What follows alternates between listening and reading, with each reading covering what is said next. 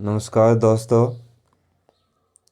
Determiner को हम पढ़ने के बाद कुछ डिटर्मिनर्स हैं जो बहुत ज़्यादा यूज़ होते हैं और काफ़ी कंफ्यूजिंग भी होते हैं, तो उनके बारे में आज हम डिस्कस करेंगे। तो चलिए शुरू करते हैं।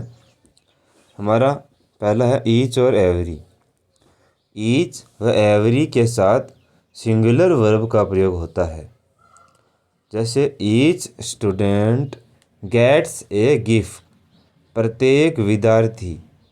तो यहाँ ईच है, इसके साथ में गेट्स, गेट है वो वर्ब की फर्स्ट फॉर्म है, इसके साथ क्या लग गया एस, तो गेट्स यानी सिंगुलर वर्ब होगी ए गिफ्ट।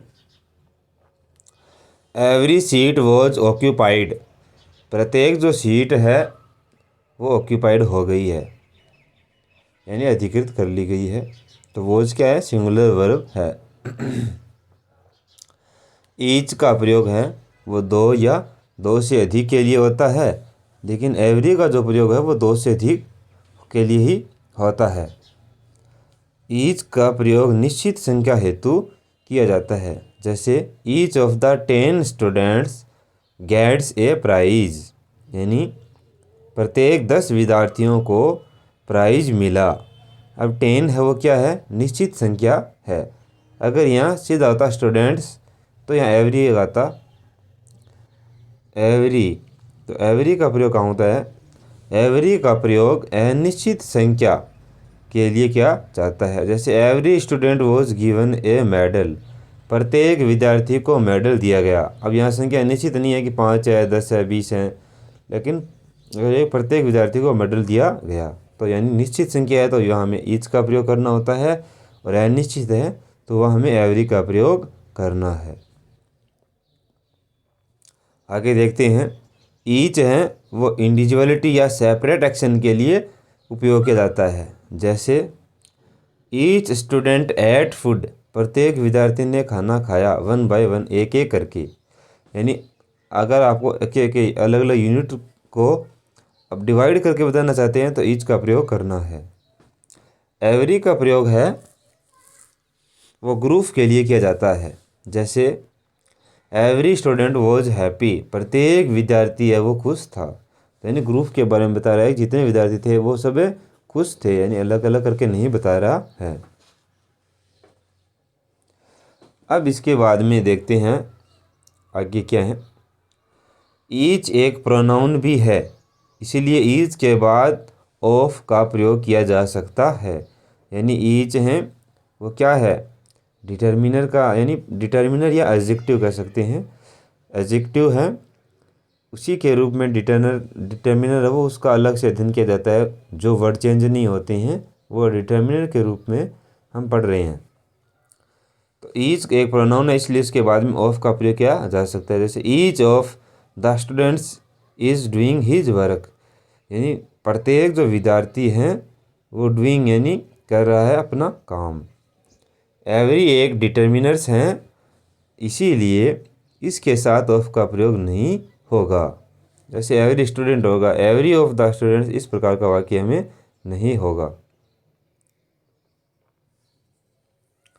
एवरी के साथ प्लुरल एडजेक्टिव ऑफ नंबर के साथ नाउन भी प्लुरल होगा। यानी एवरी अगर आ रखा है, जैसे ही विजिट्स हियर एवरी 2 मंथ्स, तो 2 क्या है, प्लुरल क्या विशेषण है, तो प्लुरल है, तो मंथ्स क्या भी होगा, यहाँ प्लुरल होगा। यानी 2, 3, 4 अगर यहाँ प्लुरल है तो ये भी प्लुरल होगा, बहुवचन होगा।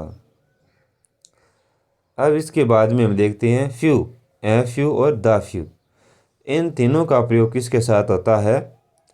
तो मैं एक बात बता देता हूँ कि इन तीनों का ही प्रयोग हमें काउंटेबल यानी जो जिसको हम गिन सकते हैं उसी के साथ करना है। सबसे पहले है फ्यू, नेगेटिव मीनिंग, इसका अर्थ होता है वो नकारात्मक होता है, न के बराबर होना। यानी few people are completely healthy, few people यानी बहुत कम लोग, आर कम्प्लीटली हेल्थी, बहुत कम लोग हैं, तो यानी न के बराबर है। इसी प्रकार फ्यू वीमेन, बहुत कम महिलाएं, यानी न के बराबर बहुत कम। कैन कीप सीक्रेट्स, बहुत कम महिलाएं हैं वो सीक्रेट्स यानी रहस्य को रख सकती है। आगे आ गया ए फ्यू, नॉट मैनी यानी ज़्यादा नहीं, थोड़े से ही, लेकिन काम चलाए, जिससे काम चल जाए। ही आस्कट मी ए फ्यू क्वेश्चंस, उसने मुझे कुछ प्रश्न पूछे, यानी ए फ्यू क्वेश्चंस यानी कुछ प्रश्न। Ram died only a few months ago, Ram है वो केवल कुछ महीने पहले ही मर गया। तो इसके बारे में ये बता रहा है, कुछ महीने पहले यानी थोड़े। आगे है द फ्यू, थोड़ा लेकिन सबका सब। जैसे the few members of the committee, committee के कुछ सदस्य, जो कुछ सदस्य हैं, लेकिन all took part in the demonstration, जितने थे उतने सभी के सभी ने डेमोन्स्ट्रेशन में भाग लिया। डेमोन्स्ट्रेशन प्रदर्शन करना कोई चीज़ का।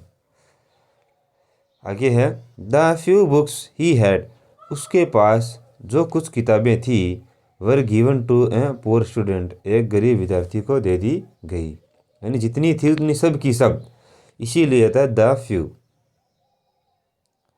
इसी प्रकार लिटल या लिटल, द लिटल का प्रयोग होता है, लेकिन इनका प्रयोग किसके साथ होगा? अनकाउंटेबल के साथ होगा। लिटल यानी कुछ नहीं, यानी न के बराबर, बहुत कम मात्रा यानी नगण्य मात्रा हो। जैसे he has little knowledge of science, उसके पास साइंस का बहुत कम नॉलेज यानी न के बराबर है। We have little in this business, we have little in this business, तो इस बिजनेस में हम बहुत कम रखते हैं। We have little knowledge in this business हो सकता है वी हैव लिटल, तो लिटल के बाद में इसमें या तो इंटरेस्ट होगा, इस बिजनेस में हमें बहुत कम इंटरेस्ट है, ये यहाँ लिखा नहीं गया है। We have little interest in this business, तो लिटिल होता है न के बराबर है, यह हो सकता है इंटरेस्ट हो या हो सकता है नॉलेज हो। ए लिटल, ए लिटल का मतलब होता है थोड़ा सा, लेकिन सब का सब, जितना है उतना सब का सब है वो। जैसे ए लिटल होता है थोड़ा सा, द लिटल का होता है थोड़ा सा पर सब का सब, तो वो गलत बता दिया था मैंने, सॉरी इसके लिए। A little knowledge is dangerous, थोड़ा सा नॉलेज है, थोड़ा सा नॉलेज है वो बहुत खतरनाक होता है। Ram has a little money, Ram के पास थोड़ा सा धन है। द लिटल, थोड़ा सा पर सब का सब, यानी थोड़ा है लेकिन पूरा का पूरा। जैसे the little money he had, थोड़ा सा धन जो उसके पास था, was also spent in gambling, वो भी क्या है? गैम्बलिंग यानी जुए के अंदर चला गया। अब इधर, इसको इधर या आइदर दोनों जो भी उच्चारण है, इधर या आइदर दोनों उच्चारण होते हैं इसके। तो इधर का मतलब होता है दोनों में से एक। इधर side of the road, road के एक तरफ, you cannot park your car, इधर side of the road, road के किसी भी साइड तुम पार्क नहीं कर सकते। बोथ, बोथ का मतलब होता है दोनों। हिज बोथ सन्स, उसके दोनों जो पुत्र हैं, वेंट टू अमेरिका, अमेरिका चले गए। इसके बाद में है नीदर, नीदर होता है कोई भी नहीं, यानी दो है तो दो में से कोई नहीं। अगर दो से अधिक हैं, उनमें से कोई नहीं है, तो हमें किसका प्रयोग करना है? नन का प्रयोग करना है। दो हैं, दो में से कोई नहीं। जैसे नीदर बुक इज यूजफुल, कोई भी किताब है वो यानी क्या है? यूजफुल नहीं है। इसके बाद में हम देखते हैं सम, सम मीन्स होता है कुछ। एफर्मेटिव वाक्यों में काउंटेबल नाउन व अनकाउंटेबल के साथ, इंट्रोगेटिव वाक्यों में रिक्वेस्ट या कमांड्स के रूप में, तो यहाँ इंट्रोगेटिव में इंट्रो डबल आर के बाद में वो आता है इंट्रोगेटिव। तो इंट्रोगेटिव में रिक्वेस्ट या कमांड्स के रूप में, तो कैसी? जनरली यानी मान ली जाने वाली रिक्वेस्ट के लिए, यानी जो हम जिससे हम ये आशा करते हैं कि ये रिक्वेस्ट मान ली जाएगी। जैसे ही हैज़ सम बुक्स, उसके पास कुछ किताबें हैं। तो अफर्मेटिव वाक्य में तो काउंटेबल और अनकाउंटेबल दोनों के साथ में आता है। जैसे Ram bought some milk, Ram ने कुछ दूध खरीदा। तो मिल्क क्या है, अनकाउंटेबल है, और बुक्स हो गया काउंटेबल नाउन, CUN। काउंटेबल यानी CN और अनकाउंटेबल था UN। Will you give me some rupees, क्या तुम मुझे कुछ रुपए दोगे। रुपीज़ सम होता है कुछ, तो ये क्या है, तो ये कह रहा है, रिक्वेस्ट कर रहा है। तो ऐसी रिक्वेस्ट जो मान ली जाती है, सामान्य रूप से उसको माना जाएगा। अब इसके बाद में सम के बाद में आगे आ गया एनी। तो एनी जनरली नेगेटिव व इंट्रोगेटिव वाक्य में, यानी इसको एफर्मेटिव वाक्य में नहीं यूज़ किया जाता। एफर्मेटिव के लिए हम सम यूज़ करते हैं, लेकिन अगर हमें नेगेटिव व इंट्रोगेटिव वाक्य में यूज़ करना है तो काउंटेबल नाउन व अनकाउंटेबल दोनों नाउन के साथ में एनी का प्रयोग किया जा सकता है। जैसे I do not have any car, मेरे पास कोई भी कार नहीं है, यानी एक भी कार नहीं है या किसी प्रकार की कार नहीं है। हैव यू एनी मिल्क, क्या तुम्हारे पास कैसा भी थोड़ा सा भी मिल्क है। ही हैज़न्ट वॉच्ड एनी सीरियल टुडे, उसने आज कोई भी सीरियल नहीं देखा। तो एनी नेगेटिव इंट्रोगेटिव के लिए यूज़ किया जाता है। अब कई जगह नो एनी का प्रयोग भी हम करते हैं। तो नो एक एडजेक्टिव है और एनी भी एक एडजेक्टिव है, दोनों हैं वो एक साथ यूज नहीं किए जाते, क्योंकि दोनों एक दूसरे की विशेषता नहीं बता रहे हैं। इसलिए ऐसा कोई वाक्य नहीं होगा। अगर हम नो एनी का किसी प्रकार से यूज करते हैं तो वो गलत है। होल, होल का होता है सारा, सारा का होता है संपूर्ण। द होल को एडजेक्टिव की तरह यूज करना है। तो होल, होल का होता है सारा। I work the whole day, मैंने पूरे दिन काम किया। अब यहाँ ऑल नहीं करना है, होल यानी पूरे दिन। जब प्रॉपर नाउन के साथ करें तो ऑफ का यूज करें, जब हम प्रॉपर नाउन का यूज कर रहे हैं। जैसे the whole of India, India proper noun है। द होल ऑफ इंडिया, पूरा इंडिया ने। Mourn the death of Indira Gandhi, Indira Gandhi की मृत्यु को क्या किया था, उसने मनाया था, यानी शोक मनाने के लिए। तो पूरा भारत है, उसका मतलब होल हो गया। अब ऑल प्लुरल नाउन के साथ हों तो द का यूज करें। All the girls were happy. Possessive noun या प्रोनाउन के साथ ऑल को उससे पहले लगाते हैं। अगर पजेसिव नाउन है, पजेसिव होता है अधिकार बताने वाले, जैसे राम्स कार। प्रोनाउन है तो माई है, हीज है, हर है। माई मिस मेरा, हीज मिस उसका, हर मिस उसका। ऑल माई फ्रेंड्स, अब माई क्या है, पजेशन अधिकार बताने वाले प्रोनाउन है, तो इससे पहले ऑल का प्रयोग। All my friends passed the exam. She spent all her money, her ये भी क्या है, पजेसिव प्रोनाउन है। तो शी स्पेंट उसने खर्च कर दी ऑल। अब यहाँ होल नहीं करना है, ऑल का प्रयोग करना है।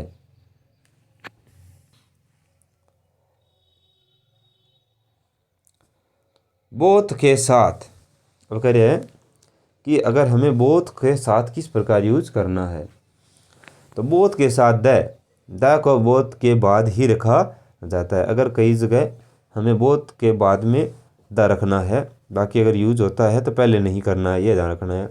हो सकता है कई जगह बोथ का प्रयोग सीधा ही होता है, लेकिन जहाँ द लगाना है तो द के साथ में क्या है, आई नो मैं जानता हूँ, बोथ, बोथ मीन्स दोनों, द वीमिन महिलाओं को, तो द को बोथ के बाद रखना है। प्रोनाउन के ऑब्जेक्ट की तरह, ही इन्वाइटेड अस बोथ, उसने हमें इन्वाइटेड किया दोनों को, तो बोथ के बाद में यहाँ द के रखने की जरूरत नहीं है। पर्सनल प्रोनाउंस के साथ बोथ ऑफ का प्रयोग किया जाता है। अगर पर्सनल प्रोनाउन है जैसे ही, ही का हिम भी होता है ऑब्जेक्ट के रूप में, शी, तो शी का ऑब्जेक्ट के रूप में हर होता है। ये पर्सनल प्रोनाउन होते हैं।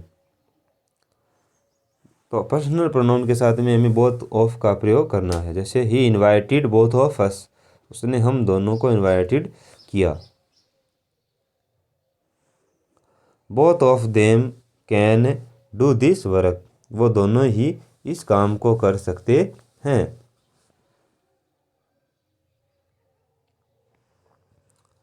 एज सिमिलरिटी बताने के लिए, Ram is as intelligent as his brother, Ram इतना होशियार है जितना उसका भाई है। तो सिमिलरिटी बताने के लिए। सो एज डिससिमिलरिटी यानी विभिन्नता या अलग या असमानता बताने के लिए यूज किया जाता है। तो डिससिमिलरिटी के लिए जैसे Ram is not so intelligent as his brother, Ram इतना होशियार नहीं है जितना उसका भाई होशियार है। तो दोस्तों हमने जो कुछ डिटर्मिनर्स किए हैं, तो कुछ डिटर्मिनर्स और रह गए हैं, तो उसको भी हम डिस्कस कर लेते हैं। तो देखते हैं, डिटर्मिनर्स हैं उसके रूप में कोई चेंज नहीं होता। तो इसके बाद में एक तो रह गया लेस, इसका प्रयोग हमें कहाँ करना है। तो लेस का मतलब होता है थोड़ी या कम, थोड़ी मात्रा के लिए हम लेस का प्रयोग करते हैं। जैसे I have less, I have less time, मेरे पास कम समय है। फॉर माई प्रेपरेशंस यानी तैयारियों के लिए।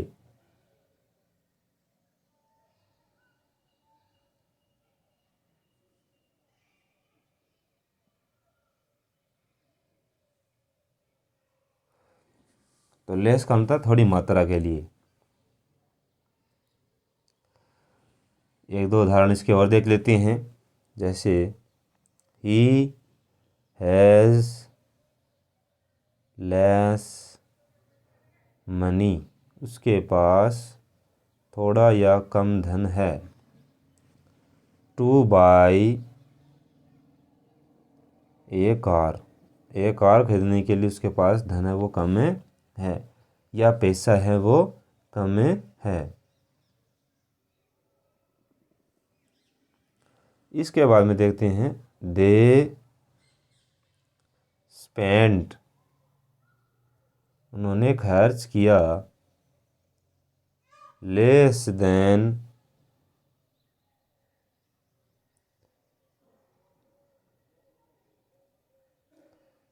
$40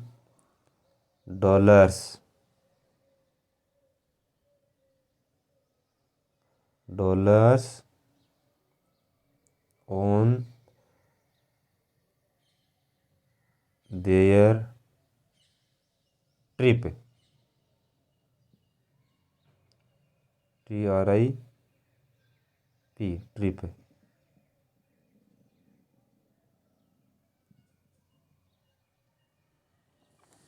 they spent less than $40 on their trip. तो अब इस चीज़ को यहाँ ध्यान रखना है कि उन्होंने स्पेंट एंड बिताया तो $40 से कम है, तो ये भी क्या है, ये संख्या भी अनकाउंटेबल है, पता नहीं है, अनिश्चित संख्या है। ये 40 से कम कितना खर्च किया ये तो बताया नहीं है। हाँ इतना बताया कि 40 से कम है। अब हम लेस के बाद में देखते हैं नो। नो भी क्या एक एडजेक्टिव है, तो इसका हम सिंगुलर व प्लुरल के साथ, दोनों नाउन के साथ हम यूज कर सकते हैं। तो नो का मतलब होता है नहीं, यानी कोई संख्या होता है वो जीरो कर देता है, ये जीरो कर देता है। या पूर्ण रूप से किसी चीज़ का निषेध होता है, निषेध करता है, तो वो कौन करता है, नो करता है। यानी जीरो संख्या या पूर्ण रूप से निषेध। चलो देखते हैं। आई हैव नो आइडिया, मेरे पास कोई विचार नहीं है, यानी जीरो है। There is no bread left, एक भी ब्रेड नहीं बची हुई है। इन द किचन लिख सकते हैं।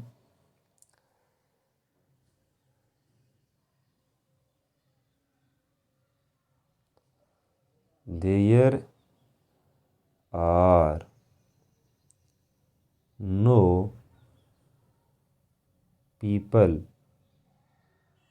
वहाँ पर कोई आदमी नहीं है।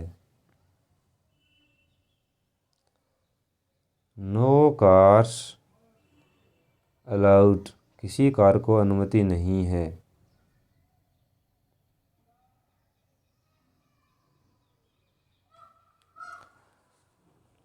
इसके अलावा भी जैसे नो एंट्री, प्रवेश निषेध के लिए होता है। नो पार्किंग, तो सभी जगह नो क्या है, एडजेक्टिव विशेषण का काम कर रहा है। नो प्रॉब्लम, हम कई जगह बोल देते हैं भी नो प्रॉब्लम, कोई समस्या नहीं है। तो इस प्रकार नो वे, किसी तरीके से नहीं हो सकता। नो वे, कोई रास्ता नहीं है या किसी तरीके से नहीं हो सकता।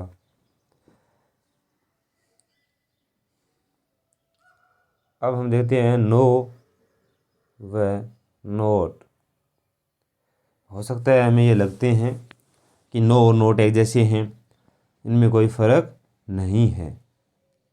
तो हम देखते हैं नो एक एडजेक्टिव है यानी विशेषण है, नोट एक एडवर्ब है।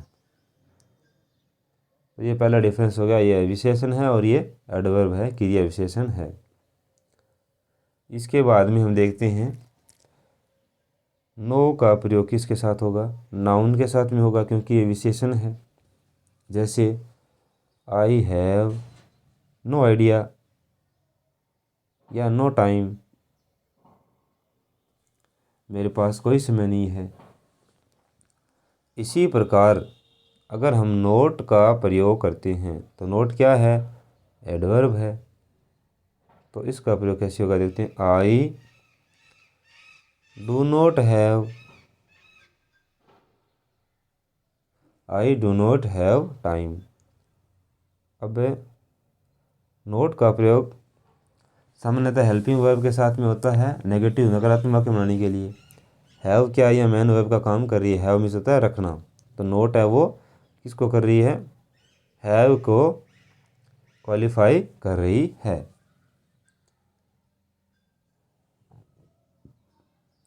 अब हम कहते हैं नो मीन्स कोई नहीं, तो नन बीच में कोई नहीं होता है। इनमें क्या फ़र्क है। तो नो के साथ में क्या आएगा, नाउन आएगा, क्योंकि ये एडजेक्टिव है, डिटर्मिनर है वैसे, क्योंकि इसका कोई रूप चेंज नहीं होता है। तो आज के समय में डिटर्मिनर्स को अलग से अध्ययन किया जाता है, इसलिए हम इसको एडजेक्टिव के रूप में अध्ययन नहीं कर रहे हैं। तो नो क्या है, डिटर्मिनर है, तो डिटर्मिनर के बाद में नाउन आएगा, हमेशा आएगा, अवश्य आता है। अब आगे देखते हैं नन। तो नन क्या है, नन एक प्रोनाउन है। प्रोनाउन होता है सर्वनाउन, तो नन एक प्रोनाउन है। तो नन का प्रयोग अकेला होता है, यानी नन का प्रयोग हमें क्या करना है, अकेले करना, यानी नाउन का प्रयोग नहीं करना है, क्योंकि प्रोनाउन है ये।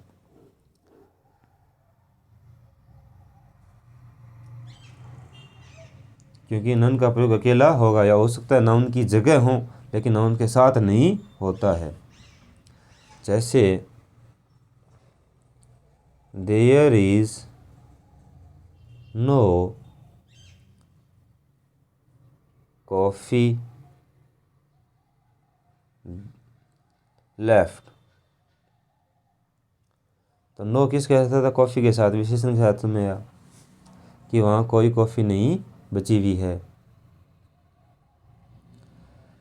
अब इस अगर नन का प्रयोग करना हो तो हम कैसे करेंगे?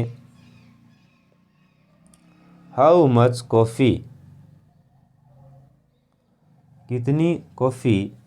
हाउ मच कॉफ़ी, कितनी कॉफ़ी। नन, कुछ भी नहीं। हाउ मच कॉफ़ी लेफ्ट, हम इसे लिख सकते हैं कि हाउ मच कॉफ़ी, तो कितनी कॉफ़ी। नन, कुछ भी नहीं।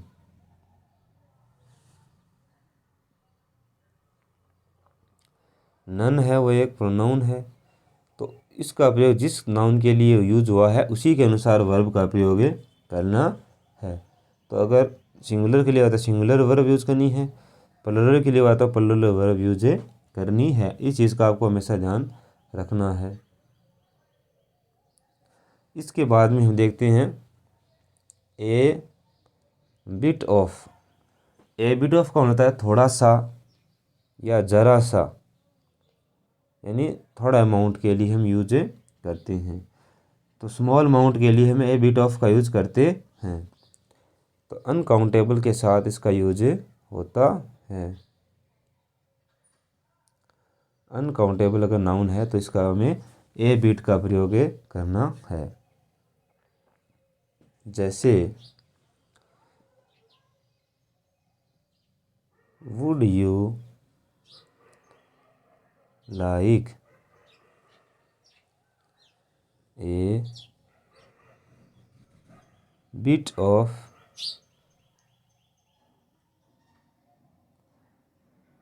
चॉकलेट, क्या तुम चॉकलेट का थोड़ा सा टुकड़ा लोगे? तो यह चॉकलेट क्या है? काउंटेबल है। चॉकलेट एक है, दो हो सकती है, तो काउंटेबल के साथ में इसका यूज हो सकता है, लेकिन ज़्यादातर इसका अनकाउंटेबल के साथ यूज होता है।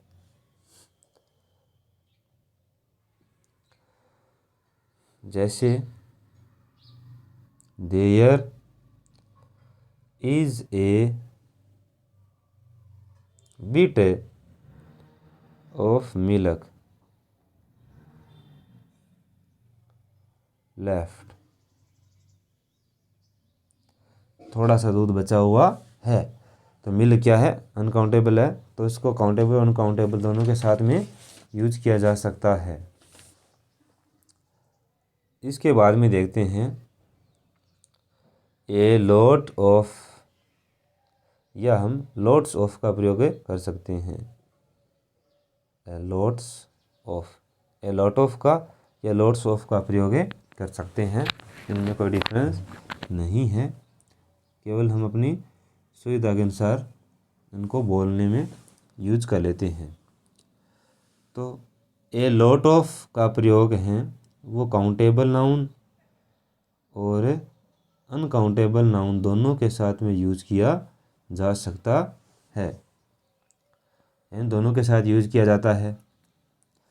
अब हम देखते हैं कि भी एफर्मेटिव सेंटेंस हैं तो उसमें किस प्रकार हम यूज करते हैं। जैसे there were a lot of people, there were a lot of people at the party, party में बहुत सारे लोग थे। लॉट ऑफ पीपल यानी बहुत से लोग वहाँ थे। She has a lot of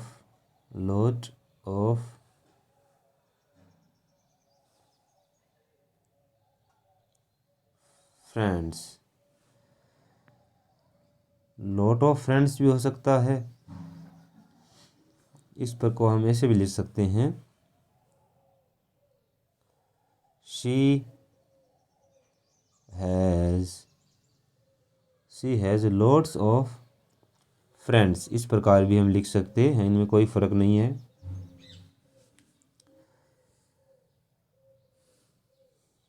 I have lots of books in my bag, मेरे पास बहुत सारी पुस्तकें हैं वो बैग में है।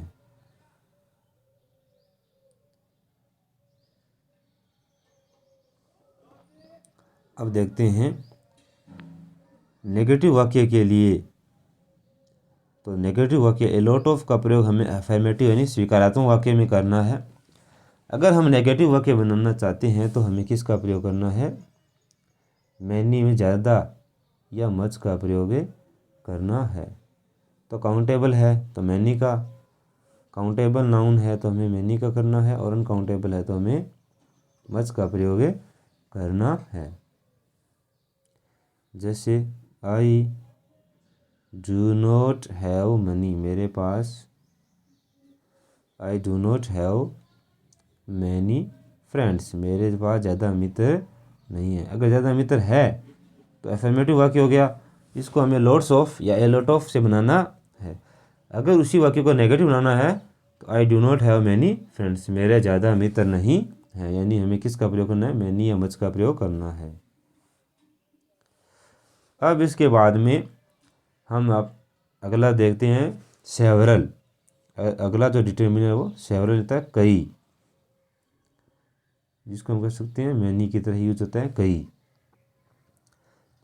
तो दो से ज़्यादा हैं तभी होता है, दो से ज़्यादा होते हैं तभी तो होते हैं कई। तो सेवरल का आता है मोर देन टू, दो से अधिक हैं। तो ये क्या है? सेवरल होता है कई, तो ये क्या बता रहा है? इंडेफिनेट बता रहा है, अनिश्चित संख्या बता रहा है।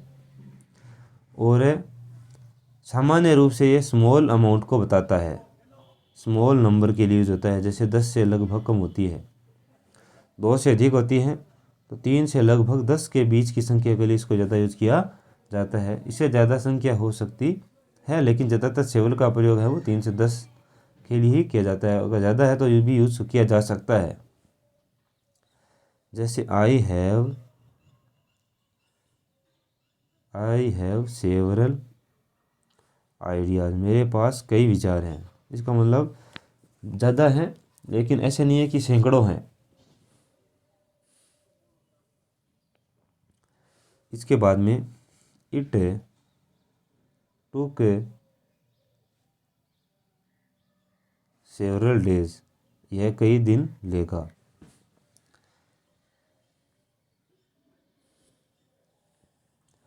अब इसके बाद में देखते हैं मोस्ट। मोस्ट का होता है अधिकांश, अधिकांश, या हम कह सकते हैं ज़्यादातर। तो इसका प्रयोग किस प्रकार करना है? तो मोस्ट पीपल, मोस्ट का अधिकांश, तो मोस्ट पीपल अग्री, अधिकांश लोग सहमत है, यानी बहुत ज़्यादा, आधे से ज़्यादा, लगभग हो सकता है 80-90% के लगभग हों, तो अधिकांश लोग है वो सहमत। मोस्ट पीपल अग्री, अधिकांश लोग सहमत हैं। तो लगभग, मोस्ट का होता है लगभग सभी, यानी बहुत कम बचे भी हैं। जैसे मोस्ट स्टूडेंट्स, अधिकांश विद्यार्थी या ज़्यादातर विद्यार्थियों ने हैव कंप्लीटेड देयर होमवर्क, अधिकांश विद्यार्थियों ने अपना गृह कार्य पूरा कर लिया। अब इसके बाद में देखते हैं प्लेंटी ऑफ।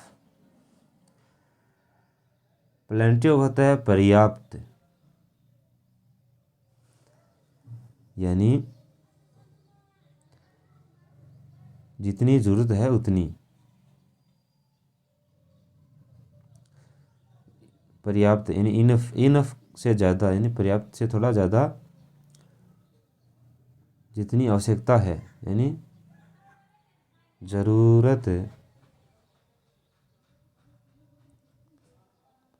पूरी होने योग्य।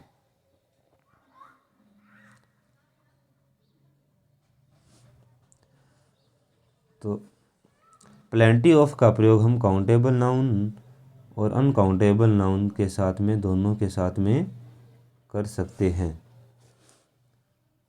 जैसे I have plenty of friends, I have plenty of friends in this city, इस शहर में मेरे पर्याप्त फ्रेंड है, यानी जितने की मुझे आवश्यकता है उतने मेरे मित्र हैं। We have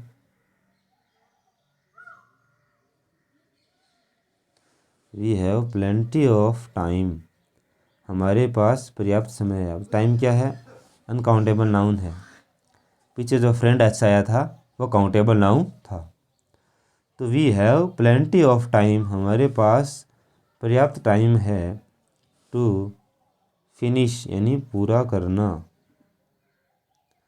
to finish this project, इस प्रोजेक्ट को पूरा करने के लिए हमारे पास पर्याप्त टाइम है। तो दोस्तों, इस प्रकार हमने डिटर्मिनर्स को अध्ययन किया। अब हम आगे है वो एडजेक्टिव के रूप में, जो एडजेक्टिव हैं उनका अध्ययन करेंगे, और कोई रह गया तो उसको भी अध्ययन करेंगे। उसके बाद में उसके एक्सरसाइज को अपलोड करेंगे। तो आप आराम से देखें, समझें, और किसी प्रकार की कोई समस्या है तो कमेंट में हमें बताएं। Thank you.